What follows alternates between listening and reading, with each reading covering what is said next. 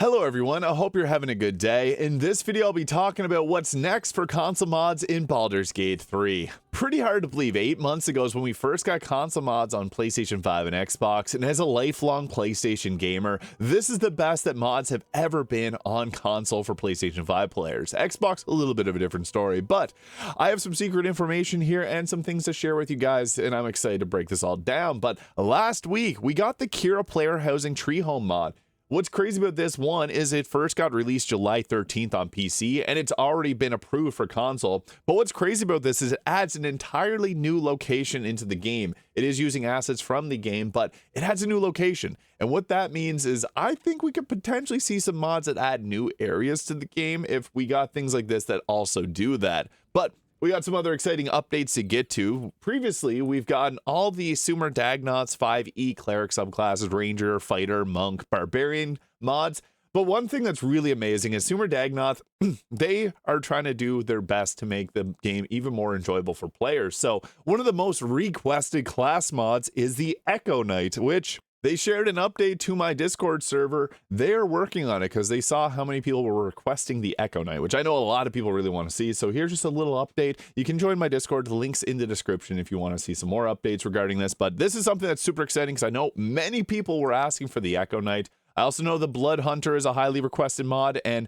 unfortunately, I haven't seen anything related to that, but potentially down the road. I mean, mods on console are likely going to be coming for a while, and I can only imagine that once that gets added, it's going to be one of the most highly requested mods to get tested for console. Now, whenever patch 8 initially dropped, they release, as they always do, notes regarding it. And this is pretty interesting to me. So I talked about this previously, and it's quite interesting. I've talked to some other mod creators regarding this, and there's some cool things that I want to share here. So what they allow now is partial level editing, which means that you won't be able to do with the Baldur's Gate toolkit is add dialogues or change static parts of the world like buildings, scenery, or terrain. You can, however, create your own interactive objects like a chest that teleports away. No one will touch your belongings ever again. Or you can make a salami statue.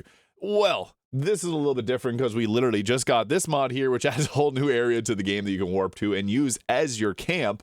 So yeah, I think that this is actually going to allow for some much more creative stuff to come to console. But the toolkit was updated in patch 8 to allow for overriding certain template types in existing levels. But this begs a question.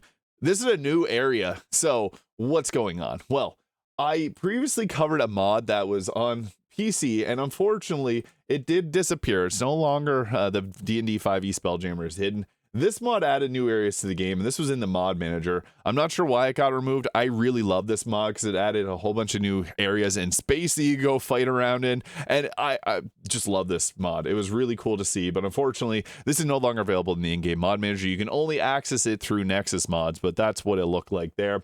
I really enjoy this mod, and I'm shocked that it got removed because, yeah, there's just so much going on with this.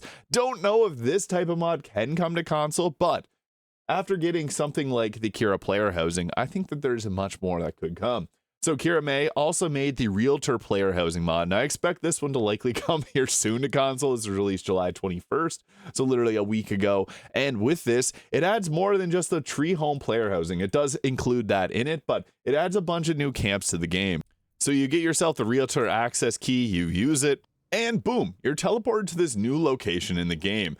Now, what you do for this mod, you go speak to the realtor here, and then you can buy yourself some different camp areas, which is, I think, really cool. And once purchased, these get added to your key ring here, which you can use to teleport to new camps. So boom, teleported in. This looks very similar to an area in Act 3, and you can then use this as your camp. What this also does well is if you use the Ace Glamping mods, you can decorate the camp to your heart's content because that mod adds a bunch of different camp items that you can just drop down and stylize the camp as you please. But what I think is craziest about these mods is the fact that we can get new locations added into the game just as easily as this. Yes, this is a reused asset, but I did see some others like that building we were just in, which is not something that is currently in the game regularly. Like this Lamp of Luxury camp, which is a small camp, but this is cool. There's nothing like this in the base game of Baldur's Gate 3.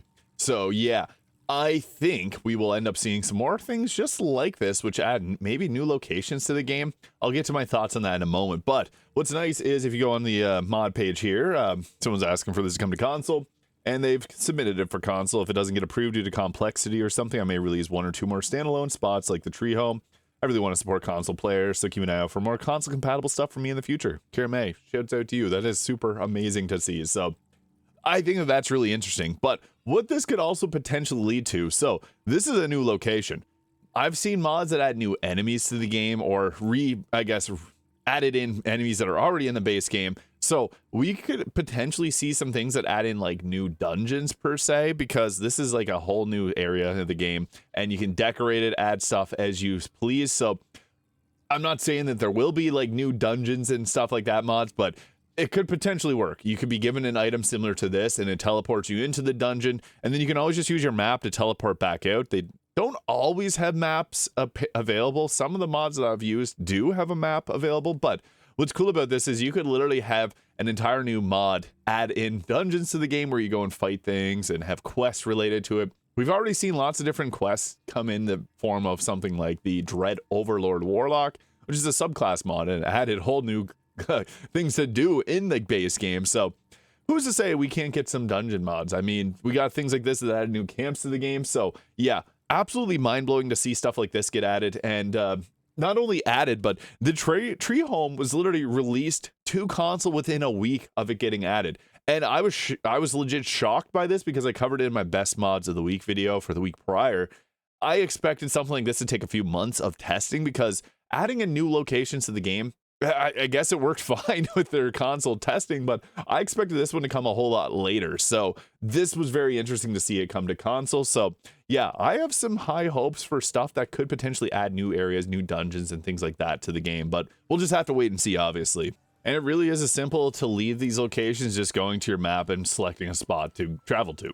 Now, some other cool things that I think we'll likely see come next to console is obviously we're going to see more class mods. Now, Eclipse has made a lot of really great class mods, and I'm excited that pretty much every week they've been getting more of their mods added to console. So I hope to see the 5e Starblade class down the road. I think this would be a really nice addition to the game with the 3 different subclasses, the Path of the Nebula, Comet, and Singularity. They have a lot of really great mods, and as I mentioned, they've been having a lot of their mods come over to console, so you can go dig through them. The ones that are up at the top are going to be the ones that are currently available on console. That's one thing if you're viewing on the Mod.io webpage. A lot of the times, console mods boost up their download, so a lot of these are ones that are on console, but if you scroll down, you're going to find some of the ones that I really enjoy, like this one. You may have seen this in a few of my videos. That is not currently on console. I'm hoping that the Ren outfit mods do come. Hard to say again, like I've used a few of these different outfits in my videos, so I'm hopeful that those will come, but again, it's really hard to say. I don't think we'll see things like Dragon Age gear or anything that's related to like other intellectual property like the Tensor, as much as we want to see that time I was reincarnated as a slime come to Baldur's Gate 3. It's a little bit tough when it involves other IP. But yeah, I do think we're going to see some of these mods come. I also think we're going to see more Havsglin mods. Now, I'm a massive fan of their mods. I've previously done builds for Oath of Conquest months ago, the Circle of Blood a few days ago, Lunar Sorcery, Barren Mind Sorcerer, and much more. But they have a whole lot of mods, and I'm hoping to see more of these end up coming to console. Highly recommend checking out their mods if you think any of these sound interesting, because they do adapt very well. And they're Dungeons and Dragons classes that feel like they actually belong in Baldur's Gate 3. So very balanced, fun, level 20 support. And yeah, highly recommend those mods.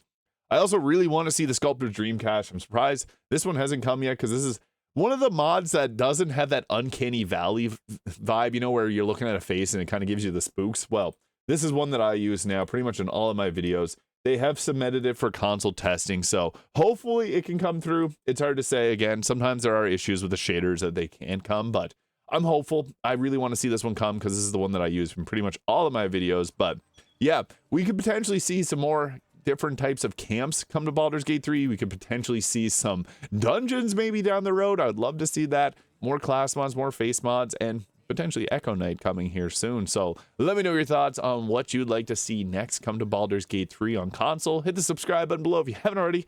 Hope you have a great day, and we'll catch y'all in the next one.